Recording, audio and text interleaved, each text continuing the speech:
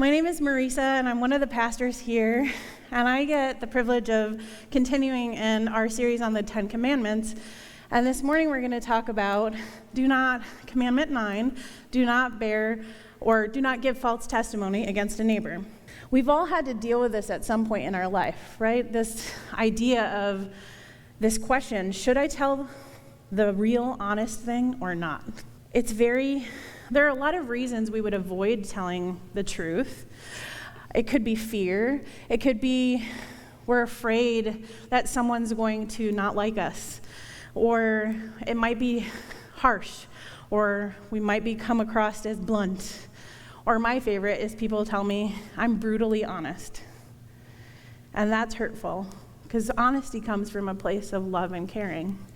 But if you're told you're brutal, it implies a negative connotation.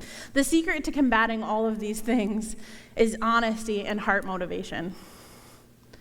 If we are honest and authentic with what's really going on, and we are self-aware enough to know what's going on in our heart and do that heart check, we can deal with these lies. Similarly to the other commandments in the Bible, this one isn't just about following the letter of the law. It's not just about not giving false testimony in court. It goes so much deeper, and there's deeper implications to us and our relationships in our life. So let's look at what God says about lying.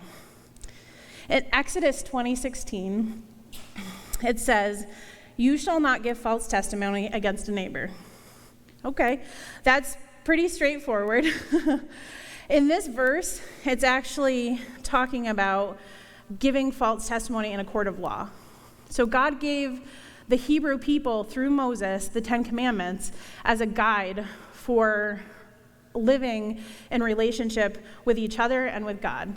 And in this sense, he wanted people to be honest and forthright in court so that when they're representing and giving testimony, that they're being honest and telling the truth.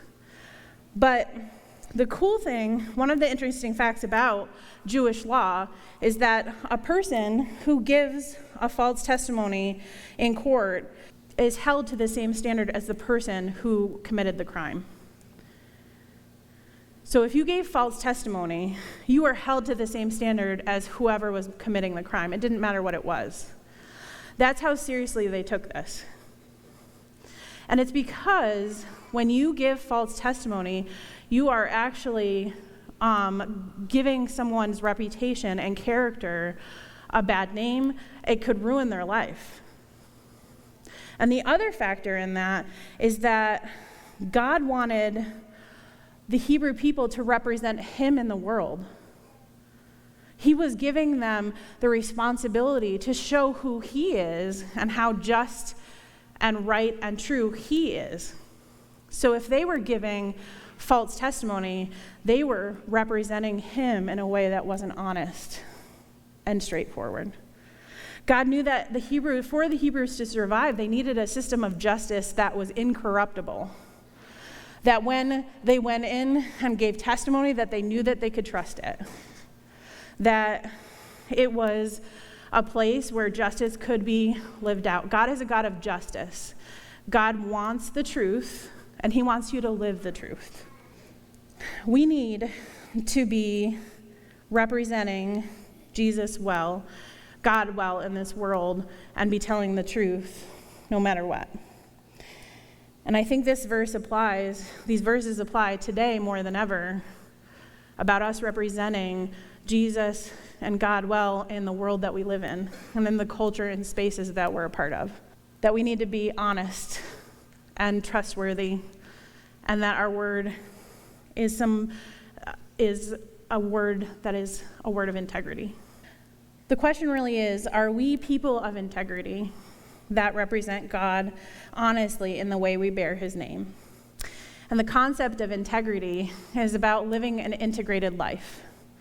That you are the same no matter where you are, no matter who you're with, no matter what the circumstances are, and that you are not living a different life or in any aspect, that you are not changing who you are depending on who you're around.